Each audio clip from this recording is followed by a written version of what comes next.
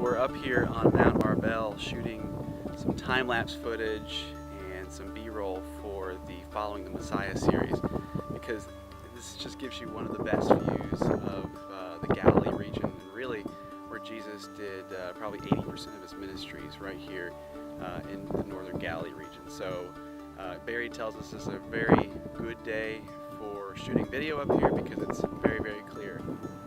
It's just like a nice little nest. Do you feel comfortable and safe here? I do. I'm in the zone. Turning it that way so that it should stay on. Good stuff. Holding it down there, turns it on. It's awake. These are the people we put in charge of camera operation. Got our it. team. Got it. It's okay now. Are you taking a selfie? He didn't have a stick. I'm gonna go talk to people who actually know what they're doing. Hi, Mom. So we can say after this day that I saved Jed's life. Yeah, saved his life. Grab him, Frank. So everybody is scared for Jet's life except for Jet. Jeremy is. Yeah, I'm like, we're gonna lose him. Okay, I'm gonna carry Keenan. Come here. Jet's Yeah, not going that's right. anywhere. Put Keenan in the back. We gotta go. What ifs?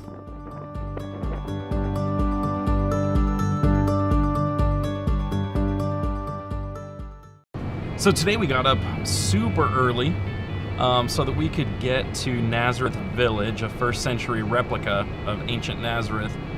We went through the carpenter's shop, the weaver's shop. We got into a first century replica synagogue, did a couple of stand-up scenes there with some dialogue. Got into a replica vineyard. There's a really great watchtower and some vines. It was just really amazing to be in a place that was so similar to what Jesus would have known and what Jesus would have seen. It was really cool. I guess the big question is, would you ever do this again? Well, I love coming to Israel, but this experience has been different than all my other experiences because... And different, he means better. Yeah, that's right. Most of the time when I come over here, I have some control. On this trip, I have no control over what's going on. Glad you're learning that. Yeah, and so I'm trying to take a second where you can actually close the screen and really just kind of breathe it in, and because you don't want to neglect yourself while you're over here too, and it's part of the experience really. It's just being here in person, and occasionally have to just shut the LCD screen off and take it in through my own eyes. Each day is like a new adventure. You know, I'm only really thinking a day at a time. So in our evening meetings, it's like, so what's on the docket for tomorrow? We're going on a boat to the Sea of Galilee tomorrow. That's cool. What's next?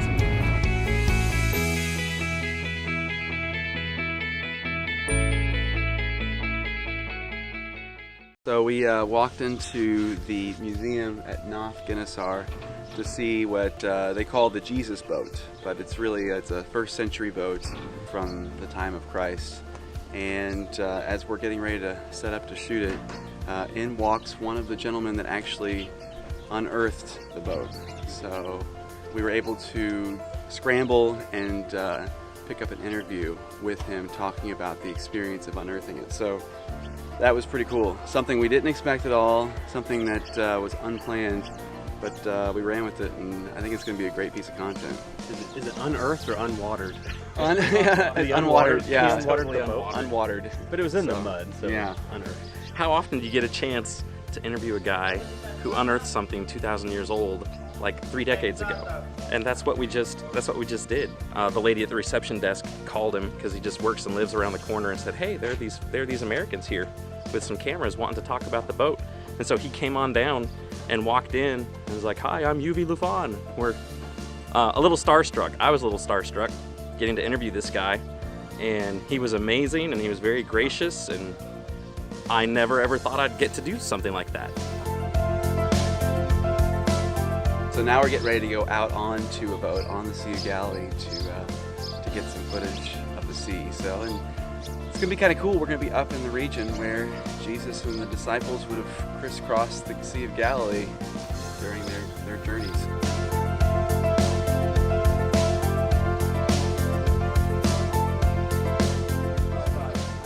It's a good morning.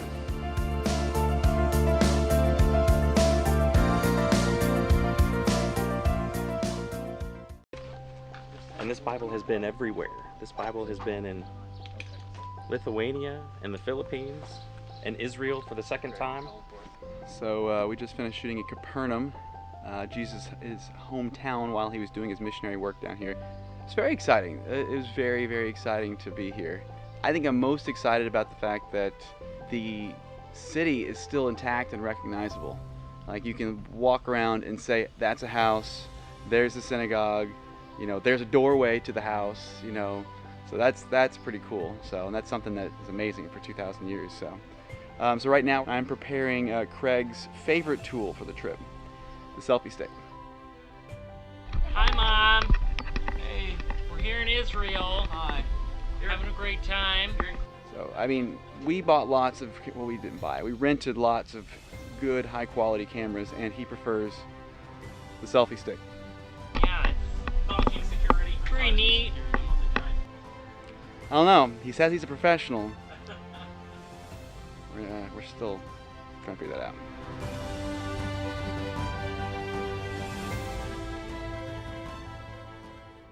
I have been here to Magdala. The first time I came to Magdala in 2010, it was just a chain link fence and a tarp. You couldn't even see over here. Then I came back in 2012 and they had uncovered this, but it was covered with plastic and you couldn't get any pictures. So then I came back in 2014 and you could see it. In 2015, we were able to get here and take pictures. They built this nice thing.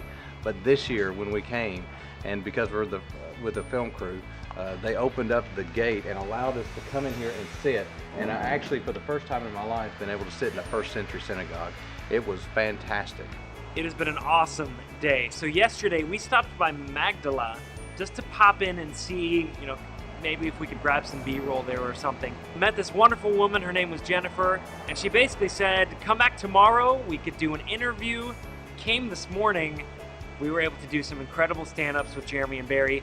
An interview with Jennifer. She took us into this first century synagogue. Normally the guests can kind of walk around the outside, and she let us go inside. No doubt Jesus came to this area. Now the Magdala is never mentioned in the Bible, but he came to this area, and surely he came to this city. And if he did, this is a synagogue that he probably would have visited. And other, you know, Christians and disciples of the first century came here and worshipped here, and, you know, read the scrolls here. And to have the ability to sit in the same places where they sat is just, it's awe-inspiring. It's very cool to see something that dated back to Jesus' lifetime when he was preaching and going about Galilee. Stuart and I just kind of sat there, looked up from our cameras, and just kind of had to take a breath and take it in. Just an awesome, awesome morning. We are so grateful for Jennifer and for all the volunteers who are there. It's still an active site. They're still digging things up and finding new things, and we got to be a part of that this morning. It was awesome.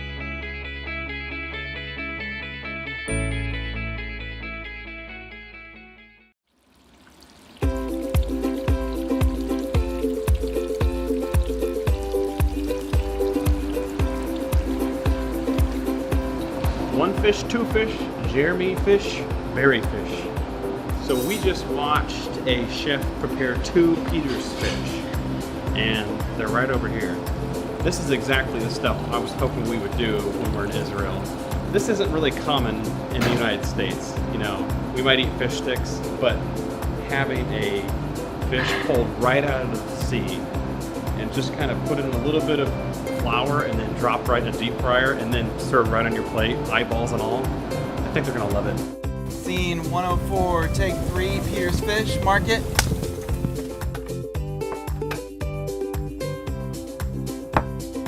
Barry, these fish are huge. What is Hang on a second, give me just a second, give me just a second. Okay.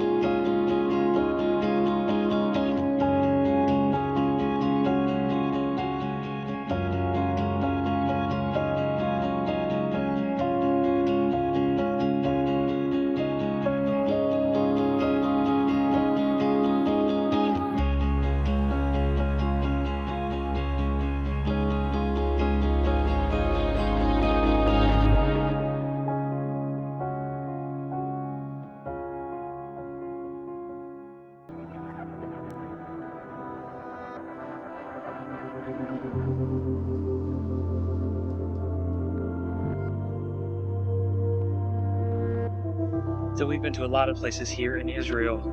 And throughout our trip, it's common to say this is the traditional site, or this is a common site that is believed that Jesus was. This is one of the few spots on our trip that we can know for certainty Jesus walked on these steps. These are first century steps leading up to the Temple Mount. And so it's been a little surreal for all of us to be walking in this spot and to think Jesus was here.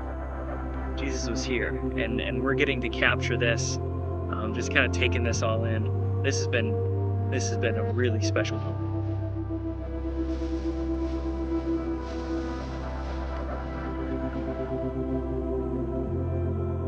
We're in Bethlehem, just outside the Church of the Nativity here. Mm-hmm. And the parking lot is mostly empty. Yes, we left the hotel early this morning, about 7 o'clock. Got here like 7:30. Yeah. Let's lock and load. Came right here with no traffic. It was amazing when we got here into town. You normally park down the hill, about 2 blocks away down a parking garage. And because of what we're doing, Gus and Fauzi drove in, talked to the guy a little bit, and before you knew it, they were allowing us to come up the hill. Because you were going to make us walk. That's right. With gear. You were going to make was. us walk I uphill was. both ways. We came in here, and when we got up here close, Gus and Fauzi talked a little bit more to some more people. Before we knew it, the chain had been lowered, and they're allowing us to park right here in front of the church building, which is amazing. And then we went down into the catacombs, and we were shooting down there. We got what we needed down there. And then Gus came up and he's like, "So I did something for you." We're like, what did you do? He's like, I talked to the policeman, and at 10:15 you can go down into the cave. No one else go down. We give you 15 minutes. So we've got 15 minutes down in the cave just by ourselves. And we wanted to jump up and down, but that would have been like overly dramatic. Yeah, that it would have drawn a lot of attention. Yeah. And so we were running around whispering to the guys getting B-roll, "Guess what we get to do?" And I think Stuart just about had an aneurysm. It was, his head just about exploded.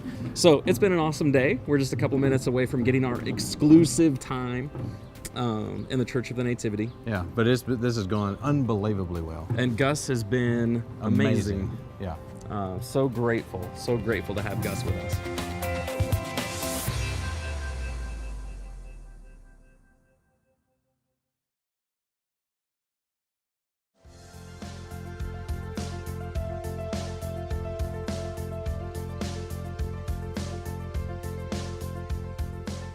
I think we got a lot of great footage. We spent more time here than I think we originally scheduled, but that was so that we would get the quality of footage that we wanted to get, as well as quantity. It's just such an important site with the series, Matthew 16, and we want to make sure that we do it justice, and that's what we came over here to do.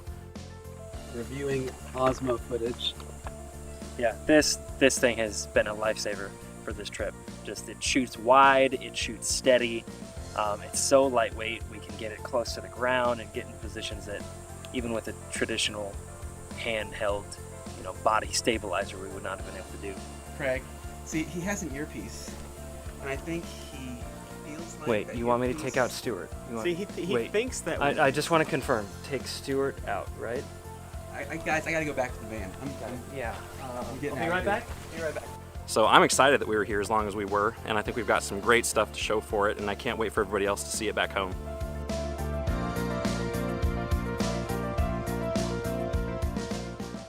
We found sheep.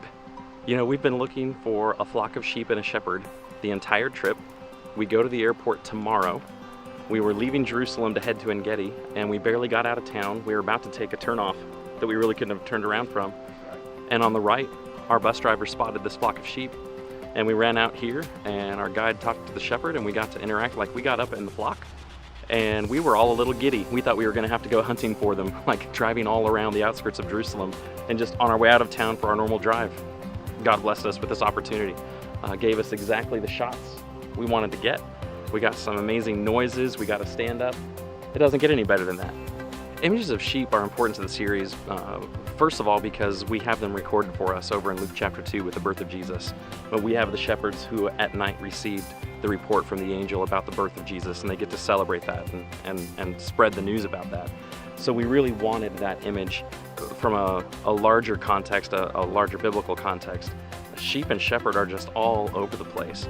God describes himself as our shepherd. Jesus calls himself the good shepherd in John. We're supposed to be the sheep that respond to his voice. We hear his call. We actually got to see the shepherd whistle a couple of times and have the sheep respond to him. We got to see him walk down and turn them around and bring them back to us just by walking down there. So there's just a lot of rich imagery in the Bible with sheep, and we got to witness it all in about 10 minutes. So it was awesome. Like, we need to go to Engedi, but we're all standing here because we don't want to stop looking at what we're seeing. A shepherd with his sheep in the foothills of Jerusalem.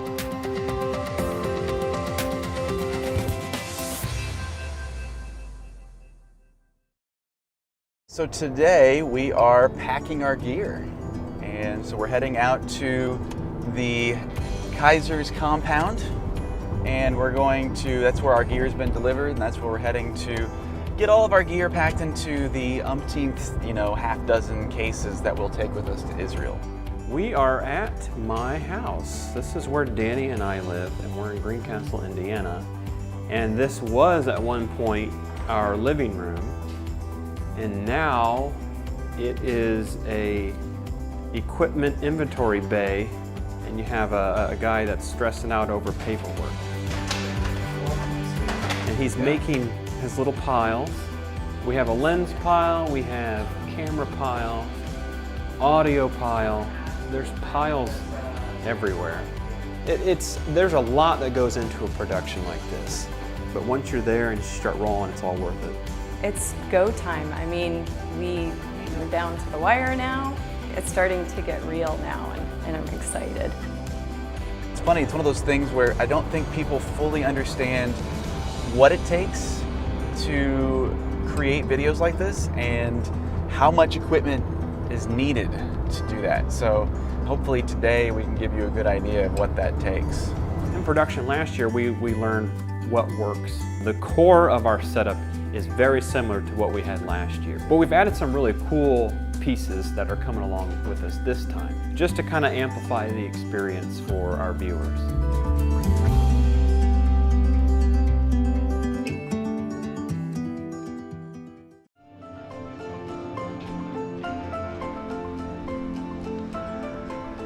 Trying to get all 9 people from different parts of the country on the same plane so we can start the second that we land is nerve-wracking, but we're all here. We're praying the gear is here too.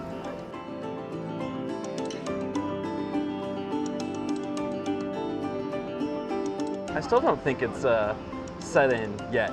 I don't think it's gonna set in until I step foot off the plane in Tel Aviv. Getting ready for this year was really emotional. We kind of left the story half finished last year, and we weren't 100% sure we were going to get to come back.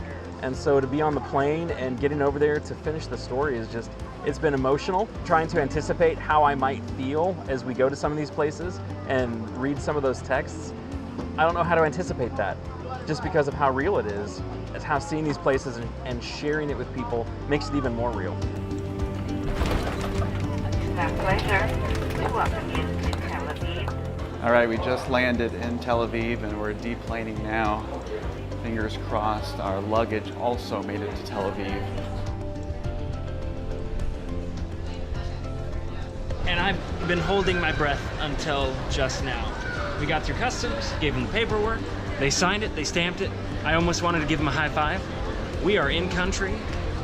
Everyone's here. We didn't forget anybody, and everyone's got bags. No missing all bags. Of their bags. We are ready to rock and roll.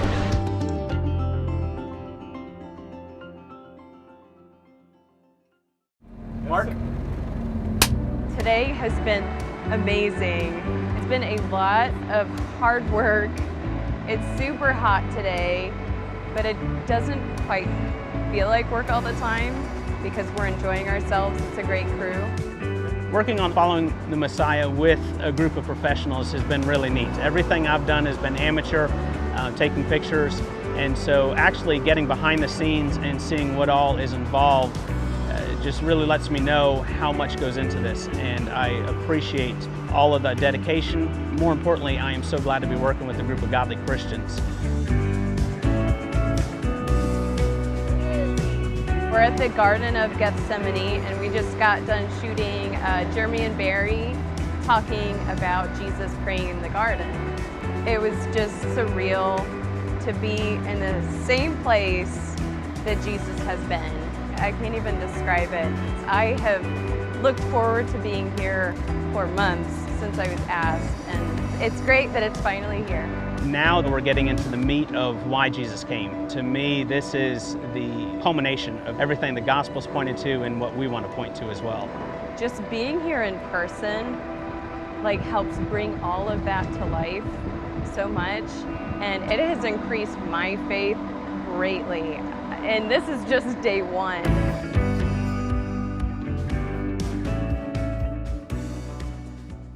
Where do we begin when we talk about lighting here in Israel? You know, you come to a place like this and you expect to be able to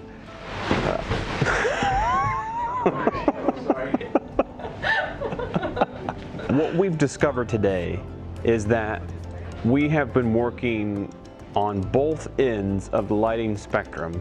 Today we went to two really cool locations. First, we went to Herod's family tomb, which it's kind of interesting. It's really just in a city park. And you walk into this park and here's this ancient tomb. Lighting in Israel is always a challenge because, well, when you come to Israel, it's sunny a lot. We tried to get creative with the lighting. When we went to the tomb, we actually got the guys to stoop down inside the tomb and we were able to light them from above. We were able to take some diffusion over the top of the tomb. We're able to give it this nice soft glow. Our talent loves it because they finally get to work in the shade. We're out in the hot sun and the sun is beating down on us, and then later in the day we find ourselves in the basement of a church. Sometimes with our scenes we are trying to set a tone or set a mood, and lighting can really do that. It's always worth that extra step to just kind of tweak something or make adjustments, because when you look at the video that you're collecting that day, you think, wow, this looks fantastic. I think all of us, the entire team, walked away just really feeling good about the content that we shot and the way it looked, and that's really important for us when shooting Following the Messiah.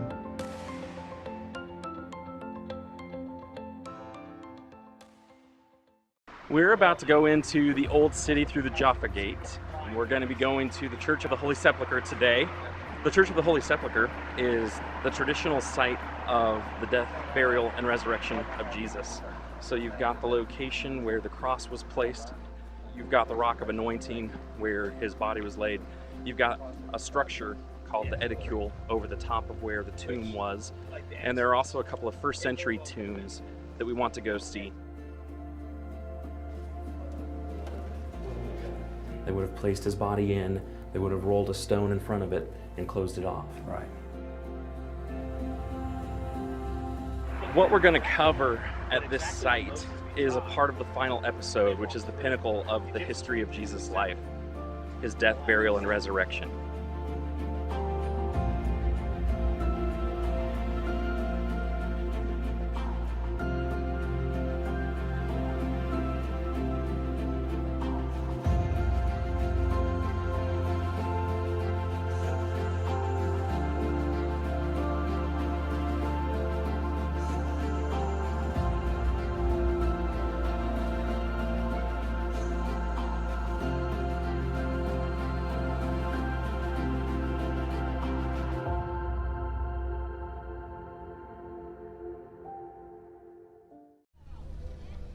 Just came off the Temple Mount. Temple Mount, yeah, where we got to walk through the Al-Aqsa Mosque and the Dome of the Rock.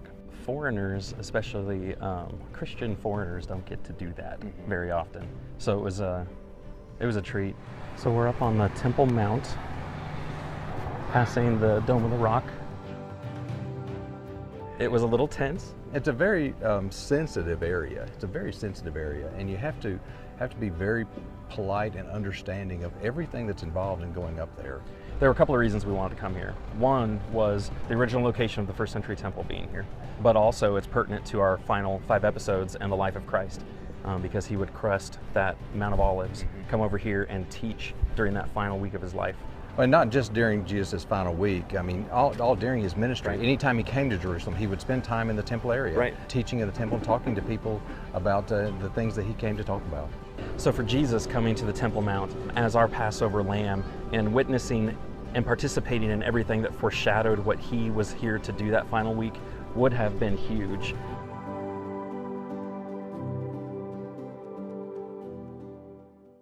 Stu, what are we doing up here? It's early, very early, and we caught a cab into the old city, and now we are looking at the western wall. We've set up 7 cameras to do time lapses. So Seems fitting. it does. It seems fitting. I wouldn't want to do this 7 days to get a time lapse. No.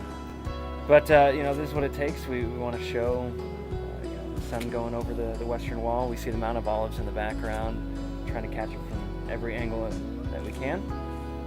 Hoping there's a coffee shop. Craig's actually hoping there's a coffee shop Right somewhere around the nearby. corner. Yeah. Haven't seen one in the old city. We'll find it. Yeah. It's a good view. It's a good view. It's not a bad way to start the morning.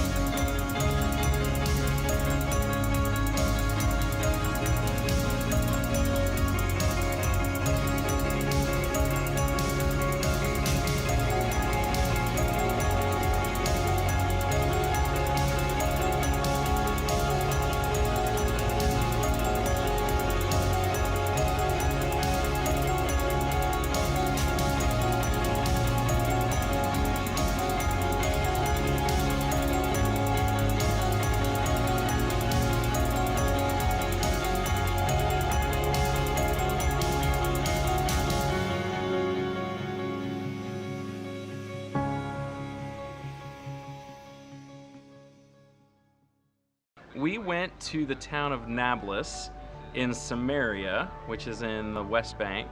We went to Jacob's Well. I've never been to Jacob's Well before. I was supposed to go there with my trip with Barry back in 2015, but it just didn't work out. So this is my first time. I had never been down there. It's about 130 feet down, and you're able to lower a bucket and get water and drink from it if you want. I mean, it was fun playing with the well. Every place that we go is fun. Sometimes I've seen the places before, sometimes I haven't. It's always special to go to those places. But today was especially fun. It was one of those places where we got there and someone had the idea to use poor Craig's GoPro and stick it in the bottom of the bucket. Put water in it. Put a little bit of water in. Can you suction cup it to the bottom? We just set it carefully in the bottom of the pail with water and lowered it a good 50, 60 feet down the well and pulled it back up. And Craig was biting his fingernails the whole time, but the shot was really beautiful.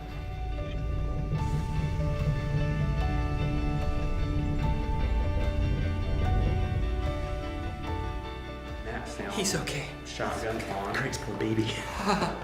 It was just a lot of fun. All of us brainstorming, trying to figure out how to get this shot.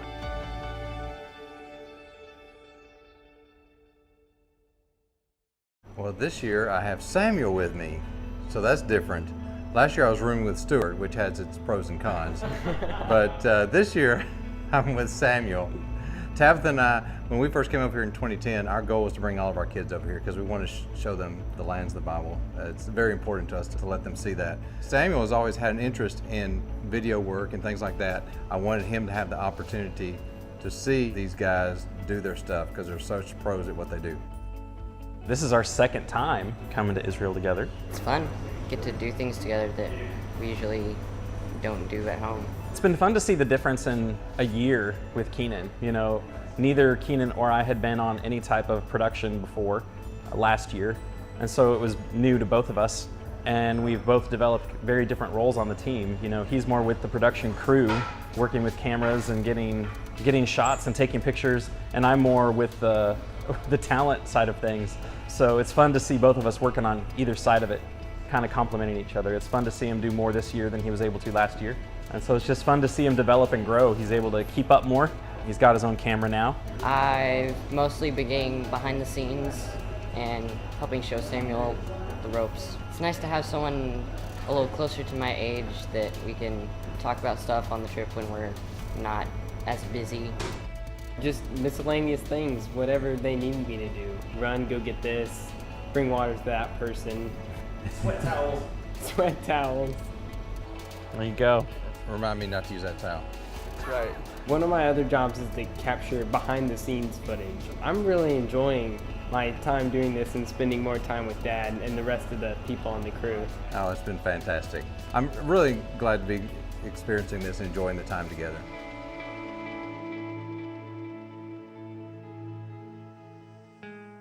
The woman at the well. Mark? Ow.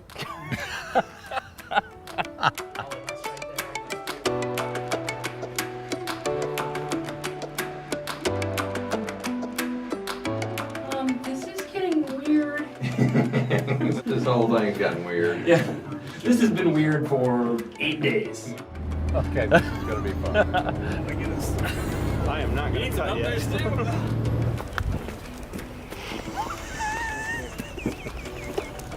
There are some things inside that you think present some evidence for this being the spot. I do. I'm sorry. I'm now in control of where we're going. What? You better buckle up, man. I'm just gonna sit up here and pray. Turn right here. Ready? Change the station. I like it. I'm trying to concentrate on driving. Thank you very much. Okay. Stu, what are you doing here? Hey, Stuart. How are you doing?